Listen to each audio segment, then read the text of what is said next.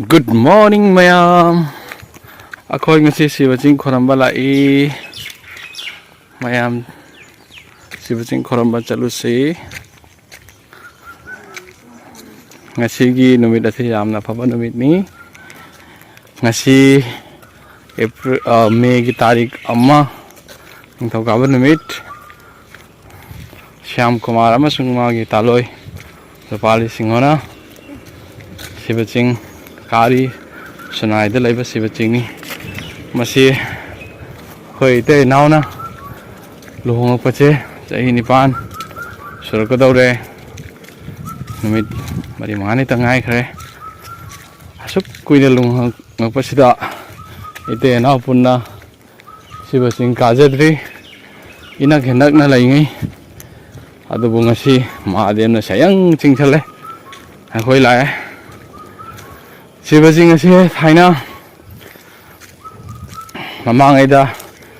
Manipur gi ningthau machanupi Kasar gi ningthau Damayung palakhi ningthau machanupi aduna manai masing na sibaching da khoramba lakhi adudagi hauna ngasi fawa khoramba tanarkhibani ningthau machanupi adu kari maming kawge haibadu ai jang mathok tre kaukthok re masi 18th century early 18th century da Kasar ningthoga Manipur ningthoga afaba relation lainai matam gi wari ni mayam akoi basing haktang jing hange ham baje si ase ekhona kaklakpani asidi mi am olremde ayuki angan ba pengthe tamatari ase ekhoina sibaching khoramba lakpa numit ase masi mandir asibu khong hambra thingbra amtang yengjage thingamba taragan mapana sum katta ta khana Ishor hai basidi loina ubani koi mandir jaksale aphawba mandir ni masi ko chai khudingi che khoram na base November thadoi mai October hanatra October thadani mi jam khoram na November hacha October November dai duga khoramne do ngasi khoi May gi tha sida lai Sona Mahadem paibungna akhoi ta tongana lau bor chao na pi ge na harak padagi lakpani asidi sum phangdoi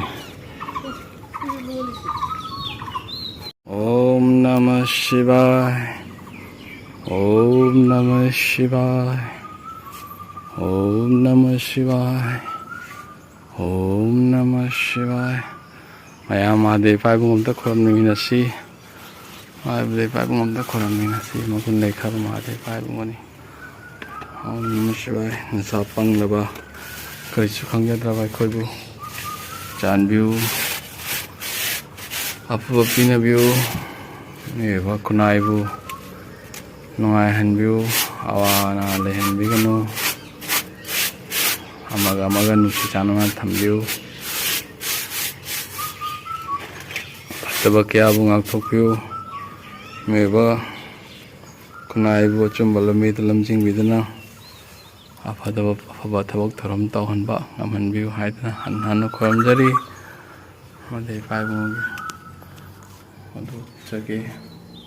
Mahadem paibung gi photo chage murti chage mayam khoraminasi koi mapandagi sum khoramage chabi di thingi asidi Mahadem khoramna mi mayam lakpa natabanina khugi to tongana di chabi se hang haiba jaroi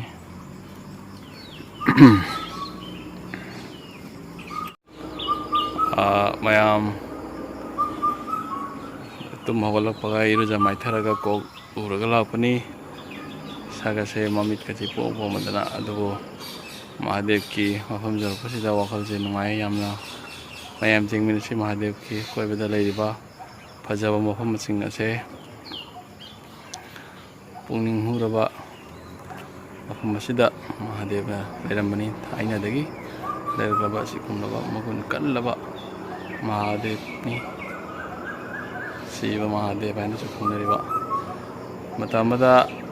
ꯉꯁꯤꯗꯒꯤ ꯆꯍꯤ 22-23 ꯃꯃꯥꯡꯗ ꯀꯁꯥꯔꯗꯒꯤ Manipuri album first Manipuri album ꯊꯣꯛꯈꯤꯕ ꯑꯗꯨ ꯁꯤꯒ ꯅꯝꯈꯤꯕꯅꯤ ꯑꯦꯜꯕꯝꯗꯨꯗ ꯌꯥꯎꯕ ꯏꯁꯩ ꯌꯥꯝ ꯄꯣꯄꯨꯂꯔ ꯑꯣꯏꯕ ꯁꯤꯕ ꯆꯤꯡꯗ ꯑꯍꯥꯟꯕ ꯎꯅꯈꯤꯕ ꯍꯥꯏꯕ ꯏꯁꯩ ꯑꯗꯨ ꯃꯐꯝ ꯑꯁꯤꯗ ꯁꯨꯇꯤꯡ ꯇꯧꯈꯤꯕꯅꯤ ꯃꯌꯥꯝ ꯃꯅꯤꯄꯨꯔꯗꯒꯤ ꯀꯔꯤꯒꯨꯝꯕ ꯚꯤꯌꯨꯋꯔꯁꯤꯡꯅ ꯌꯦꯡꯕꯤꯔꯕ ꯇꯥꯔꯒꯗꯤ ꯏꯆꯤꯜ ꯏꯅꯥꯎꯁꯤꯡ ꯃꯐꯝ ꯑꯁꯤ ꯌꯦꯡꯕꯤꯍꯧꯔꯣ ꯄꯦꯟꯅ ꯌꯦꯡꯕꯤꯍꯧꯔꯣ ꯃꯅꯤꯄꯨꯔꯗꯒꯤꯁꯨ ꯂꯥꯛꯅ ꯈꯨꯔꯨꯝꯕꯤꯌꯨ ꯃꯅꯤꯄꯨꯔꯒꯤ ꯅꯤꯡꯊꯧ ꯃꯆꯥꯅꯨꯄꯤꯅ ꯀꯁꯥꯔ ꯅꯤꯡꯊꯧꯗ ꯃꯌꯨꯝ ꯄꯥꯜꯂꯛꯂꯕ ꯃꯇꯨꯡꯗ ꯃꯅꯥꯏ ꯃꯆꯟꯁꯤꯡꯒ ꯂꯣꯏꯅꯅ ꯂꯥꯛꯇꯨꯅ ꯃꯐꯝ ꯑꯁꯤꯗ ꯁꯤꯕ ꯃꯍꯥꯗꯦꯕꯒꯤ ꯄꯨꯖꯥ ꯇꯧꯈꯤ ꯍꯥꯏꯔꯤ ꯃꯍꯥꯗꯦꯕꯇ ꯀꯠꯆꯔꯤꯕ ꯂꯩ ꯑꯁꯤ ꯑꯩꯈꯣꯏꯒꯤ ꯍꯤꯡꯒꯣꯜꯅꯨꯡꯗ ꯁꯥꯠꯄ ꯂꯩꯅꯤ ꯅꯪꯅ ꯊꯥꯕ꯭ꯔꯥ ꯑꯩꯅ ꯊꯥꯕ꯭ꯔꯥ ꯆꯥ ꯑꯩꯅꯁꯨ ꯊꯥꯕ ꯌꯥꯎ ꯃꯥꯜꯂꯦ ꯑꯃꯁꯤꯅ ꯀꯨꯟꯗꯣꯁꯤꯅ ꯑꯩꯈꯣꯏ ꯃꯥꯅ ꯊꯥꯕꯀꯣ ꯀꯨꯟꯗꯣꯁꯦ ꯀꯩꯅꯣ ꯂꯨꯍꯣꯡꯕꯗ ꯂꯩ ꯄꯔꯦꯡ ꯂꯦꯡꯅꯕ ꯀꯨꯟꯗꯣꯗꯨꯔꯥ ꯑꯁꯤ ꯀꯨꯟꯗꯣꯁꯤ ꯑꯩꯈꯣꯏ ꯏꯃꯥꯅ ꯊꯥꯕ ꯀꯨꯟꯗꯣꯅꯤ ꯑꯗꯨꯗꯒꯤ ꯉꯥꯡꯖꯨꯅꯕꯁꯦ ꯀꯔꯤ ꯍꯥꯏ ꯂꯩꯁꯦ ꯇꯣꯔꯒꯣꯠꯁꯤꯅ ꯑꯩꯒꯤ ꯅꯨꯄꯤꯅ ꯊꯥꯕꯅꯤ ꯑꯗꯨꯗꯒꯤ ꯑꯩꯅ ꯊꯥꯕꯅ ꯀꯔꯤꯅꯣ ꯑꯩꯅ ꯊꯥꯕꯗꯤ ꯌꯥꯎꯗ꯭ꯔꯦ ꯑꯩꯅ ꯊꯥꯕ ꯂꯩꯁꯤꯡꯗꯣ ꯁꯥꯠꯇ꯭ꯔꯤ ꯑꯗꯩ ꯂꯐꯨꯁꯦ ꯑꯩꯅ ꯊꯥꯕ ꯂꯐꯨ ꯃꯅꯥꯁꯦ ꯑꯩꯅ ꯊꯥꯕꯗ ꯂꯐꯨꯗꯒꯤ ꯍꯧꯔꯛꯄ ꯃꯅꯥꯅꯤ ꯃꯁꯤ ꯄꯨꯝꯅꯃꯛꯁꯦ ꯏꯁꯣꯔꯒꯤ ꯈꯨꯌꯥꯗ ꯀꯠꯆꯕ ꯂꯥꯛꯆꯕꯅꯤ ꯙꯨꯞ ꯑꯒꯔꯕꯇꯤ ꯃꯃꯜꯗꯤ ꯐꯖꯔꯦ ꯑꯩ ꯁꯣꯝ ꯈꯤꯇꯪ ꯌꯨꯡꯖꯒꯦ ꯁꯤꯗ ꯆꯨꯝꯃꯨꯔꯥ ꯃꯌꯥꯝ ꯍꯧꯖꯤꯛ ꯃꯣꯃꯕꯇꯤ ꯀꯦꯟꯗꯜ ꯑꯒꯔꯕꯇꯤ ꯊꯥꯟꯕ ꯂꯣꯏꯔꯦ ꯑꯒꯔꯕꯇꯤꯃꯨꯛ ꯊꯥꯜꯂꯅꯤ ꯍꯧꯖꯤꯛ ꯃꯣꯃꯕꯇꯤ ꯊꯥꯟꯕ ꯂꯣꯏꯔꯦ ꯑꯒꯔꯕꯇꯤ ꯊꯥꯟꯗꯣꯔꯤ ꯅꯨꯡꯉꯥꯏꯖꯩ ꯏꯁꯣꯔꯕꯨꯡꯉꯣ ꯑꯣꯝ ꯅꯃ ꯁꯤꯕꯥꯏ ꯀꯔꯤꯁꯨ ꯈꯪꯖꯗ꯭ꯔꯕ ꯅꯆꯥ ꯅꯅꯥꯏ ꯑꯩꯈꯣꯏꯅ ꯈꯨꯔꯨꯝꯖꯔꯤꯕꯁꯦ ꯅꯨꯡꯁꯤꯕꯤꯌꯨ ꯑꯩꯈꯣꯏꯅ ꯀꯠꯆꯔꯤꯕ ꯍꯩꯔꯥꯡ ꯂꯩꯔꯥꯡꯁꯦ ꯂꯧꯁꯤꯟꯕꯤꯌꯨ ꯑꯃꯁꯨꯡ ꯅꯆꯥ ꯑꯩꯈꯣꯏꯕꯨ ꯊꯧꯅꯥ ꯄꯥꯡꯒꯜ ꯄꯤꯅꯕꯤꯗꯨꯅ ꯅꯥꯕ ꯌꯦꯛꯄ ꯌꯥꯎꯍꯟꯗꯅ ꯑꯐꯕ ꯂꯝꯕꯤꯗ ꯂꯝꯖꯤꯡꯕꯤꯗꯨꯅ ꯑꯐꯕ ꯄꯥꯎꯇꯥꯛ ꯀꯌꯥ ꯈꯪꯍꯟꯕꯤꯗꯨꯅ ꯄꯨꯟꯁꯤꯗ ꯃꯥꯏ ꯄꯥꯛꯄ ꯃꯤꯁꯛ ꯑꯃ ꯍꯥꯏꯕꯗꯨ ꯑꯣꯏꯖꯒꯦ ꯈꯨꯟꯅꯥꯏ ꯑꯁꯤꯗ ꯂꯩꯔꯤꯕ ꯑꯀꯣꯏꯕꯗ ꯂꯩꯔꯤꯕ ꯃꯤꯄꯨꯝ ꯈꯨꯗꯤꯡꯃꯛꯄꯨꯁꯨ ꯑꯐꯕ ꯃꯪꯒꯣꯜ ꯑꯣꯏꯍꯟꯕꯤꯌꯨ ꯍꯥꯏꯗꯨꯅ ꯃꯍꯥꯗꯦꯕ ꯏꯄꯥ ꯏꯕꯨꯡꯒꯤ ꯃꯐꯝꯗ ꯅꯟꯅ ꯈꯨꯔꯨꯝꯖꯔꯤ ꯁꯤꯒ ꯋꯦꯇꯤꯡ ꯍꯣꯜꯁꯨ ꯂꯩꯅꯦ ꯍꯥꯟꯅꯗꯤ ꯁꯨꯃꯥꯏꯅ ꯇꯧꯔꯝꯗꯦ ꯊꯥꯏꯅ ꯑꯩꯅ ꯑꯩꯈꯣꯏ ꯏꯃꯥ ꯀꯥꯔꯛꯄ ꯃꯇꯝꯗ ꯑꯉꯥꯡ ꯑꯣꯏꯔꯤꯉꯩꯗ ꯃꯐꯝ ꯑꯃꯈꯛꯇꯅꯤ ꯂꯩꯔꯝꯃꯤꯕ ꯄꯣꯊꯥꯐꯝ ꯍꯧꯖꯤꯛꯇꯤ ꯃꯌꯥꯝ ꯑꯃ ꯂꯩꯈ꯭ꯔꯦ ꯃꯌꯥꯝꯅ ꯌꯦꯡꯕꯤꯌꯨ ꯃꯁꯤꯒꯤ ꯕꯤꯜꯗꯤꯡ ꯏꯁꯇ꯭ꯔꯛꯆꯔꯁꯦ ꯊꯥꯏꯅꯗꯒꯤ ꯂꯩꯔꯛꯄ ꯕꯤꯜꯗꯤꯡ ꯍꯥꯏꯕꯁꯦ ꯑꯩꯈꯣꯏꯅ ꯕꯤꯜꯗꯤꯡꯒꯤ ꯏꯁꯇ꯭ꯔꯛꯆꯔꯁꯤꯅꯁꯨ ꯃꯣꯏꯒꯤ ꯑꯥꯔꯀꯤꯇꯦꯛꯆꯔ ꯗꯤꯖꯥꯏꯟ ꯍꯥꯏꯕ ꯇꯥꯔꯦ ꯃꯁꯤꯅꯁꯨ ꯁꯨꯝ ꯈꯪꯕꯤꯔꯒꯅꯤ ꯁꯤꯒꯨꯝꯕ ꯍꯤꯁꯇꯣꯔꯤꯀꯦꯜ ꯑꯣꯏꯕ ꯇꯦꯝꯄꯜ ꯑꯁꯤ ꯌꯥꯝꯅ ꯑꯇꯥꯡꯕꯅꯤ ꯑꯩꯈꯣꯏꯒꯤ ꯁꯨꯅꯥꯏ ꯑꯦꯔꯤꯌꯥꯁꯤꯗꯗꯤ ꯑꯩꯅ ꯍꯥꯏꯖꯅꯤꯡꯉꯤ ꯑꯁꯤꯕꯨ ꯑꯉꯛꯄ ꯅꯠꯇ꯭ꯔꯥ ꯁꯥꯔꯤꯕ ꯃꯑꯣꯡ ꯃꯇꯧ ꯑꯁꯦ ꯍꯤꯁꯇꯣꯔꯤꯀꯦꯜ ꯑꯁꯤꯒꯨꯝꯕ ꯇꯦꯝꯄꯜ ꯍꯤꯁꯇꯣꯔꯤꯀꯦꯜ ꯃꯣꯅꯨꯃꯦꯟꯠꯁꯤꯡꯁꯦ ꯃꯄꯥꯟꯗꯇ ꯅꯠꯇꯦ ꯑꯩꯈꯣꯏ ꯁ꯭ꯋꯥꯏꯁꯤꯗꯁꯨ ꯂꯩ ꯁꯤꯒ ꯏꯔꯤꯕ ꯃꯌꯦꯛꯁꯤꯗꯤ ꯄꯥꯕ ꯊꯣꯛꯇ꯭ꯔꯦ ꯃꯨꯠꯊꯔꯛꯂꯦ ꯃꯁꯤ ꯃꯤꯅ ꯐꯖꯅ ꯄ꯭ꯔꯤꯖꯥꯕ ꯇꯧꯕꯤꯗꯕꯗꯒꯤ ꯑꯣꯏꯕꯅꯤ ꯇꯦꯝꯄꯜ ꯑꯁꯤꯁꯨ ꯑꯩꯕꯨ ꯍꯥꯏꯔꯕꯗꯤ ꯈꯔ ꯄ꯭ꯔꯤꯖꯥꯕ ꯇꯧꯅꯕ ꯈꯔ ꯃꯁꯤ ꯀꯦꯌꯔ ꯇꯧꯅ ꯊꯝꯕꯅ ꯐꯒꯗ꯭ꯔꯥ ꯍꯥꯏꯅ ꯈꯜꯂꯤ ꯕꯤꯜꯗꯤꯡ ꯑꯁꯤ ꯈꯤꯇꯪ ꯀ꯭ꯔꯦꯛ ꯑꯣꯏꯕ ꯌꯥꯎꯔꯦ ꯑꯗꯨꯕꯨ ꯌꯦꯡꯕꯤꯌꯨ ꯆꯍꯤ ꯀꯌꯥ ꯃꯃꯥꯡꯗꯒꯤ ꯂꯩꯔꯛꯂꯕ ꯆꯍꯤ ꯑꯩꯈꯣꯏꯅꯁꯨ ꯍꯥꯏꯕ ꯉꯝꯗ꯭ꯔꯦ ꯆꯍꯤꯁꯦ ꯀꯌꯥꯃꯨꯛ ꯁꯨꯔꯝꯒꯅꯤ ꯍꯥꯏꯕꯗꯨ ꯖꯨꯡꯒꯦ ꯑꯩꯁꯨ ꯖꯨꯡꯒꯦ ꯑꯒꯔꯕꯇꯤ ꯑꯩꯁꯨ ꯖꯨꯡꯗꯒꯦ ꯃꯌꯥꯝ ꯍꯧꯖꯤꯛ ꯑꯩꯈꯣꯏ ꯃꯍꯥꯗꯦꯕ ꯈꯨꯔꯨꯝꯕ ꯂꯣꯏꯖꯔꯦ ꯀꯦꯟꯗꯜ ꯑꯃꯁꯨꯡ ꯑꯒꯔꯕꯇꯤ ꯊꯥꯗꯨꯅ ꯍꯩꯔꯥꯡ ꯂꯩꯔꯥꯡ ꯀꯠꯇꯨꯅ ꯑꯩꯈꯣꯏ ꯃꯍꯥꯗꯦꯕ ꯄꯥꯏꯕꯨꯡꯉꯣꯟꯗꯒꯤ ꯕꯣꯔ ꯅꯤꯖꯔꯦ ꯉꯁꯤ 2023ꯒꯤ ꯃꯦꯒꯤ ꯇꯥꯔꯤꯛ 1 ꯍꯥꯏꯔꯤꯕ ꯅꯨꯃꯤꯠ ꯑꯁꯤꯗ ꯁ꯭ꯌꯥꯝ ꯀꯨꯃꯥꯔ ꯑꯃꯁꯨꯡ ꯔꯨꯄꯥꯂꯤꯅ ꯂꯥꯛꯇꯨꯅ ꯁꯨꯅꯥꯏꯗ ꯂꯩꯔꯤꯕ ꯃꯍꯥꯗꯦꯕ ꯁꯤꯕ ꯆꯤꯡ ꯍꯥꯏꯅ ꯈꯪꯅꯔꯤꯕ ꯃꯍꯥꯗꯦꯕ ꯇꯦꯝꯄꯜ ꯑꯁꯤꯗ ꯂꯥꯛꯂꯦ ꯍꯥꯏꯔꯒ ꯁꯤꯕ ꯃꯍꯥꯗꯦꯕꯄꯨ ꯈꯨꯔꯨꯝꯖꯔꯦ ꯃꯌꯥꯝꯅ ꯈꯨꯔꯨꯝꯅꯕ ꯅꯨꯃꯤꯠꯅ ꯑꯣꯛꯇꯣꯕꯔ ꯅꯕꯦꯝꯕꯔꯒꯤ ꯑꯗꯨꯋꯥꯏꯗꯨꯗ ꯆꯍꯤ ꯈꯨꯗꯤꯡꯒꯤ ꯈꯨꯔꯨꯝꯅꯩ ꯑꯩꯈꯣꯏ ꯂꯥꯛꯄ ꯉꯝꯍꯧꯗ꯭ꯔꯦ ꯑꯁꯨꯛ ꯀꯨꯏꯕ ꯂꯨꯍꯣꯡꯕ ꯆꯍꯤ 9ꯃꯨꯛ ꯁꯨꯔꯕꯁꯤꯗ ꯐꯥꯎꯕ ꯑꯩꯈꯣꯏ ꯑꯅꯤ ꯆꯤꯟꯕꯗꯒꯤ ꯌꯥꯝ ꯃꯍꯥꯗꯦꯕꯅ ꯆꯤꯡꯍꯟꯕꯤꯗꯕꯗꯒꯤ ꯂꯥꯛꯄ ꯉꯝꯈꯤꯗꯕꯅꯤ ꯉꯁꯤꯗꯤ ꯃꯍꯥꯗꯦꯕꯅ ꯁꯌꯦꯡ ꯆꯤꯡꯍꯟꯕꯤꯔꯦ ꯌꯥꯝꯅ ꯅꯨꯡꯉꯥꯏꯖꯔꯦ ꯁꯣꯝꯅ ꯉꯁꯤ ꯂꯥꯛꯄ ꯅꯨꯃꯤꯠ ꯑꯁꯤꯗ ꯑꯩꯈꯣꯏꯅ ꯅꯤꯖꯕ ꯕꯣꯔ ꯑꯁꯤ ꯃꯍꯥꯗꯦꯕꯅ ꯄꯤꯅꯕꯤꯗꯨꯅ ꯑꯐꯕ ꯃꯪꯒꯣꯜ ꯑꯐꯕ ꯑꯣꯏꯍꯟꯕꯤ ꯍꯥꯏꯔꯒ ꯁꯃꯥꯖꯁꯤꯕꯨ ꯈꯨꯟꯅꯥꯏ ꯑꯁꯤꯕꯨ ꯏꯪꯅ ꯆꯤꯛꯅ ꯅꯨꯡꯉꯥꯏꯅ ꯁꯥꯟꯇꯤ ꯑꯣꯏꯅ ꯂꯩꯍꯟꯕꯤꯌꯨ ꯍꯥꯏꯗꯨꯅ ꯍꯟꯅ ꯍꯟꯅ ꯈꯨꯔꯨꯝꯖꯔꯤ ꯐꯖꯈ꯭ꯔꯕ ꯃꯍꯥꯗꯦꯕꯁꯦ ꯁꯤꯒ ꯌꯦꯡꯉꯨꯅꯦ ꯁꯨꯝ ꯌꯦꯡꯁꯤꯜꯂꯁana ꯁꯤꯒ ꯃꯥꯒꯤ ꯏꯔꯤꯕꯁꯦꯀꯣ ꯕꯦꯡꯒꯣꯂꯤꯅꯦꯕꯅꯦ ꯏꯕꯗꯤ ꯁꯪꯁꯀ꯭ꯔꯤꯠꯇ ꯕꯦꯡꯒꯣꯂꯤꯗ ꯃꯣꯏꯒꯤ ꯑꯦꯜꯐꯥꯕꯦꯠꯇꯤ ꯕꯦꯡꯒꯣꯂꯤꯅꯤ ꯑꯗꯨꯕꯨ ꯄꯥꯕ ꯊꯣꯛꯇ꯭ꯔꯦ ꯃꯌꯦꯛꯁꯦ ꯈꯔ ꯃꯨꯊꯔꯛꯂꯦ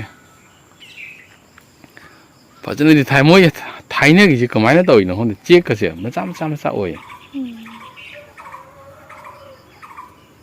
ꯅꯨꯡꯉꯥꯏꯇ꯭ꯔ ꯅꯨꯡꯁꯤꯗ꯭ꯔ ꯇꯧꯔꯤꯁꯦ ꯃꯃꯥꯡꯗꯁꯨ ꯑꯃ ꯂꯩꯔꯦꯀꯣ ꯃꯍꯥꯗꯦꯕꯀꯤ ꯃꯃꯥꯡꯁꯤ ꯊꯥꯏꯅꯒꯤ ꯃꯤꯅ ꯁꯥꯔꯝꯃꯤꯅꯦꯕ ꯅꯠꯇ꯭ꯔꯀꯣ ꯅꯤꯡꯊꯧ ꯍꯥꯛꯇꯛꯇ ꯀꯔꯝꯕ ꯏꯌꯥꯔꯗ ꯁꯥꯔꯝꯃꯤꯅꯣ ꯑꯦꯛꯖꯦꯛ ꯃꯗꯨꯗꯤ ꯏꯔꯝꯗꯦ ꯃꯣꯏꯁꯤꯒ ꯏꯔꯝꯕꯁꯨ ꯌꯥꯏ ꯑꯩꯈꯣꯏꯅ ꯈꯪꯗꯅ ꯇꯧꯔꯤꯅꯤ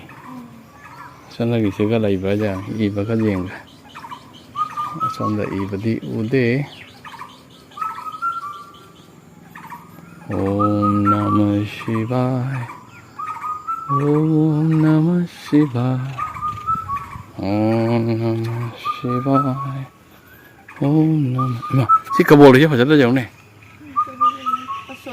ꯄꯁꯣꯠꯂꯦ ꯑꯩꯈꯣꯏ ꯄꯁꯣꯠꯂꯦ ꯍꯧꯕ꯭ꯔꯥ ꯑꯩꯈꯣꯏꯗ ꯁꯤꯗꯤ ꯃꯅꯝ ꯅꯝꯗꯦꯀꯣ ꯀꯕꯣꯛ ꯂꯩꯅ ꯍꯦꯟ ꯃꯥꯅꯦ ꯅꯝꯕ ꯈꯣꯡꯅꯥꯡ ꯄꯥꯝꯕꯤ ꯀꯌꯥꯝ ꯍꯧꯒꯅꯣ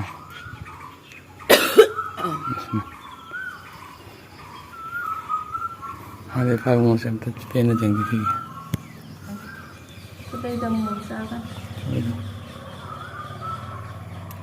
ꯁꯤꯗꯤ ꯃꯤ ꯃꯌꯥꯝ ꯂꯥꯛꯄꯗꯗꯤ ꯌꯦꯡꯕ ꯉꯝꯕꯣꯗꯦ ꯅꯠꯇ꯭ꯔꯥ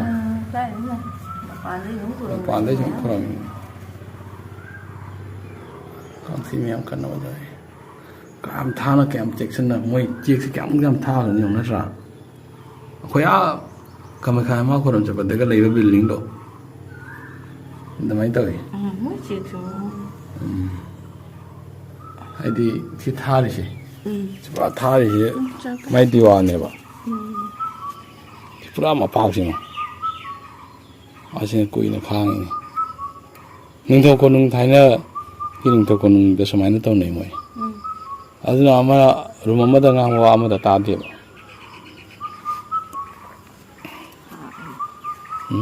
ꯊꯥꯕꯅꯤ ꯑꯗꯒꯤꯅꯦ ꯃꯣꯏ ꯁꯥꯁꯨ ꯁꯥꯗꯦ ꯑꯗꯨꯃꯥꯏꯅꯁꯨ ꯍꯥꯏ ꯃꯣꯏꯒꯤ ꯁꯤꯃꯦꯟꯠ ꯃꯣꯏꯒꯤ ꯀꯩꯅꯣꯗꯣ ꯁꯥꯔꯤꯕ ꯄꯣꯠ ꯆꯪꯗꯣꯀꯣ ꯍꯥꯏꯗꯤ ꯁꯟ ꯄ꯭ꯔꯣꯇꯦꯛ ꯑꯣꯏꯕꯅꯦ ꯍꯤꯠꯁꯦ ꯄ꯭ꯔꯣꯇꯦꯛ ꯇꯧꯅ ꯊꯝꯕ ꯃꯄꯥꯟꯗ ꯑꯦꯕꯖꯣꯔꯕ ꯇꯧꯁꯟꯈꯤꯕ ꯃꯅꯨꯡꯗ ꯑꯁꯥꯕ ꯊꯥꯗꯣꯛꯇꯕ ꯃꯌꯥꯝ ꯑꯩꯈꯣꯏ ꯀꯦꯟꯗꯜ ꯃꯨꯠꯄ ꯉꯥꯏꯗꯨꯅ ꯂꯩꯖꯒꯦ ꯏꯁꯣꯔꯗ ꯀꯠꯄ ꯉꯥꯏꯖꯒꯦ ꯉꯥꯏꯍꯥꯛꯇꯪ ꯃꯍꯥꯗꯦꯕ ꯁꯤꯕ ꯆꯤꯡꯒꯤ ꯑꯀꯣꯏꯕꯁꯤ ꯌꯦꯡꯖꯔꯨꯁꯤ ꯃꯌꯥꯝ ꯑꯩꯅ ꯍꯧꯖꯤꯛꯇ ꯍꯥꯏꯖꯈꯤꯕ ꯀꯁꯥꯔ ꯅꯤꯡꯊꯧꯒꯤ ꯃꯇꯝꯗ ꯒꯤ ꯂꯩꯔꯛꯂꯕꯅꯤ ꯍꯥꯏꯕꯗꯨ ꯃꯁꯤꯗꯁꯨ ꯏ ꯂꯩꯔꯝꯃꯦ construction of community hall at Shri Shri ꯆꯟꯗ꯭ꯔꯒꯤꯔꯥ ꯀꯁꯥꯔꯤ Raja Mandir at Thulagram part 2 at Sonai above 300 years old temple. Assam Darshan. Estimated amount rupees 10 lakh. Foundation stone laid by Aminul Haq Losco, Honorable Deputy Speaker, Assam Legislative Assembly, and MLA Sonai. Executing Agency Construction Community. Mayam asini chahi chahum dagi hena leklaba Mahadev Paibungoni. Adagi park sem tak jenghan se mayam si park se. Changma budi jaro sigi sum jenghan mayam park jenghan ke asi lambi jong seba chingkara pagi lambi se hana de sumaina la yamde hojikti phajjana semjan hai